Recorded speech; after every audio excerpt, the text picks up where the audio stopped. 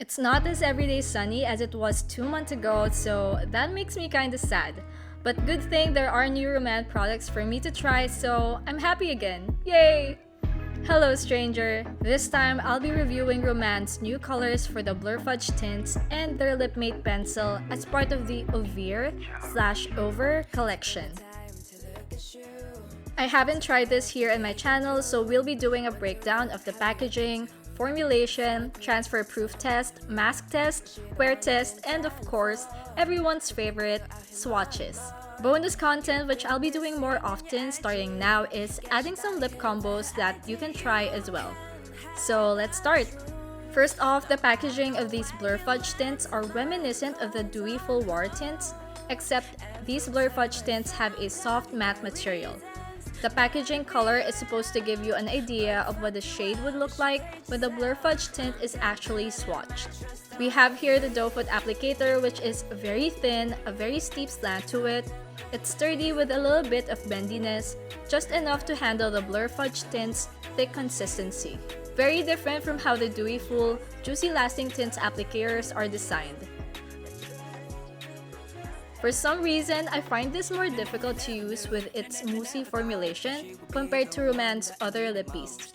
The chances of me getting a messier application of the formula is higher. They definitely can do better to elevate the application experience of the formulation, probably make it a little bit wider at the middle. However, because this has a very thin Doefoot applicator, reaching the sides of the lips when doing gradient or two-tone styles is a little bit easier. For the formulation, this has a moussey/buttery feel to it. On initial application, it feels light but gets a little heavier as it settles. There is some weight when you put it on the lips, which is kinda typical for mattes, but it doesn't necessarily feel drying for me. I think this is less drying and has a better feel on the lips than their Zero Matte lipsticks. Also, these tend to last longer. I do think the color payoff of this formulation is just so beautifully vibrant. A little bit of these Blur Fudge tints go a long way. Super duper buildable and it doesn't look patchy. In terms of blurring effect, in photos I can definitely see it.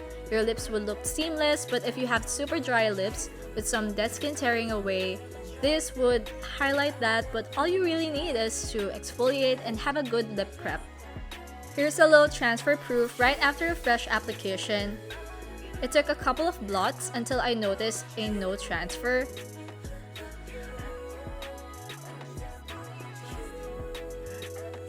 Now, a little mask test. I had this on for more than an hour. Also, I tried patting the mask onto my lips just to really give it a hard test, and here is the result. Very minimal transfer, given that I was also talking to people while I had my mask on. This is probably 95% budge proof. Later on, we have a wear test with a mini vlog, so stay tuned for that. Now for their new lip liners, which is the Lip Mate pencil, I love this so much. You get a retractable body to push the lip liner in and out. And on the other end, you take this cap off and you get a mini brush so you can smoothen your lining. I'm not really much of a lip liner girl. Usually, I find lip liners drying, but these are very creamy. You can use this to overline your lips, use the brush end to soften and make overlining look natural and blend with your natural lip color, and whatever color you will top over it, or use this as a base for your Blur Fudge tints. These aren't super budge proof though. I know some people use really budge proof lip liners to prevent their lipstick from bleeding out, and I think these Lip Mate pencils aren't really meant for that, but more to give a natural look to overlined lips. Before I swatch the Blur Fudge tints, here's a swatch of Lip Mate pencil in Fig Breeze. I chose this shade because I really wanted something close to my natural lip color. It's a light dusty pink. I didn't get the taupe shade because I was scared they were going to be too muddy on me and look kind of fake when I try to recreate shadows, especially since I'm just a beginner with lip lining.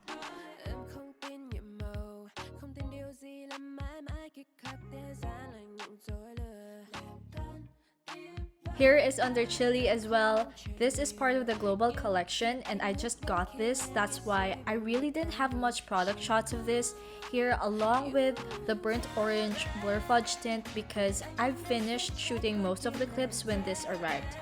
But what can I say? For a red shade, I love this. It has a mix of orange to really bring out the chili in the shade.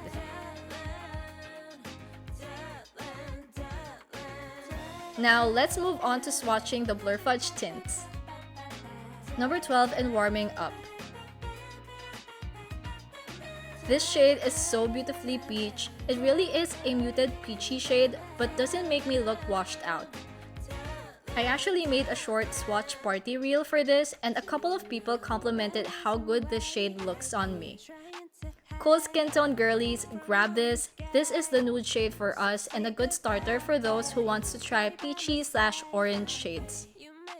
This would be your entryway. Also, look at how gorgeous the formulation is.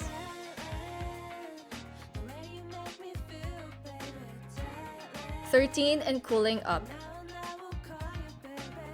This shade looks like a cool tone pink with hints of lilac, but underneath, when you diffuse the color, I can actually see a dusty pink shade that's almost close to Lip Meet Pencil's Fig Breeze.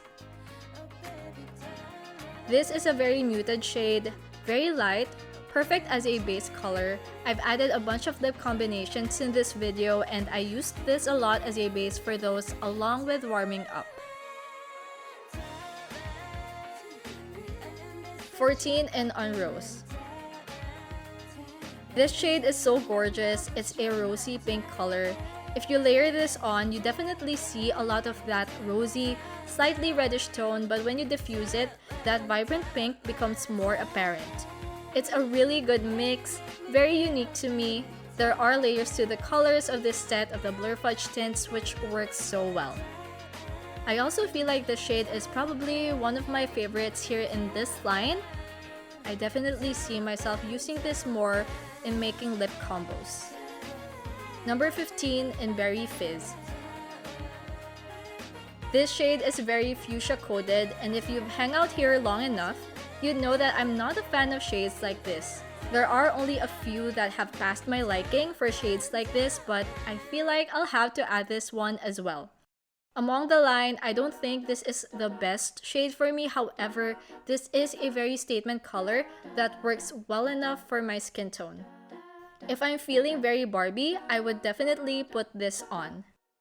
16 in Burnt Orange. This shade is just my childhood dream. This shade is part of the global collection, and for a time I was obsessed with burnt orange lippies, and if you have seen my previous videos, I always go crazy for colors like this. This just reminds me so much of how much I have explored and grown with all these K-beauty or Korean makeup. This shade is a gorgeous chili red.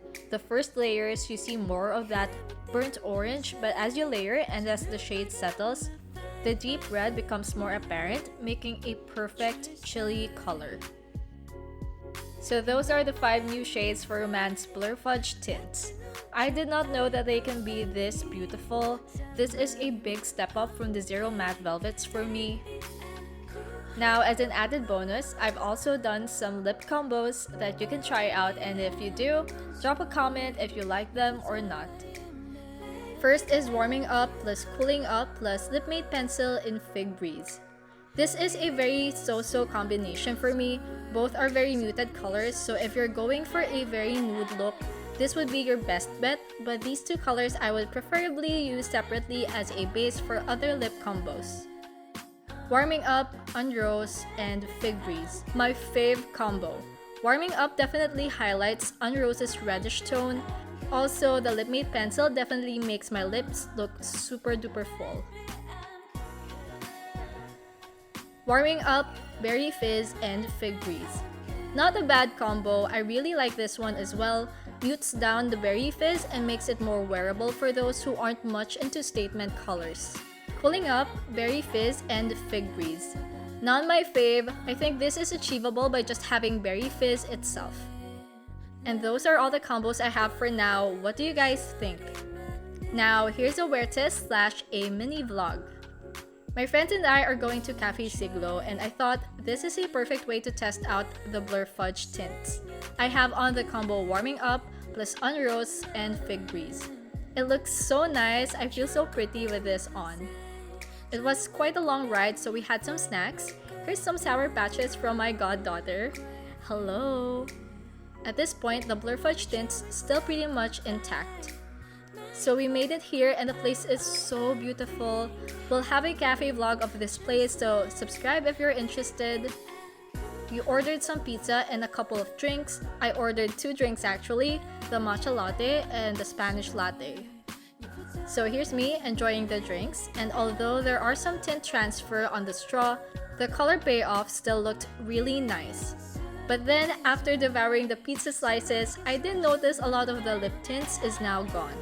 There's still some staining, but it looks a little patchy, which I'm not really surprised. I feel like this is very common for matte lippies when they start fading already.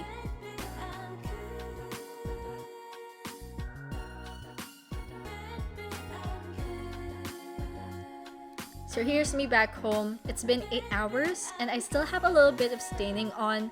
I didn't try to reapply at all, and overall, I'm quite pleased with how it performed. It's not super drying. I can only feel it a little bit on those areas with dry patches, but overall, my lips are a-okay. And that's my review for Rom&nd's Oveeer/Over collection. The Blur Fudge tints are really beautiful and cheaper, and probably better than 3CE's blurring lip tints, ? I'll be getting more into these lip liners since the Lip Mate pencil was a joy to try. It wasn't overly drying and has enough budge proofness. Overall, I'm happy with my new Rom&nd purchase. So I guess that's it for now. Until next time, goodbye stranger. Great. Just repeat the words I'm about to say, alright? Moon, prism, power, makeup. Right!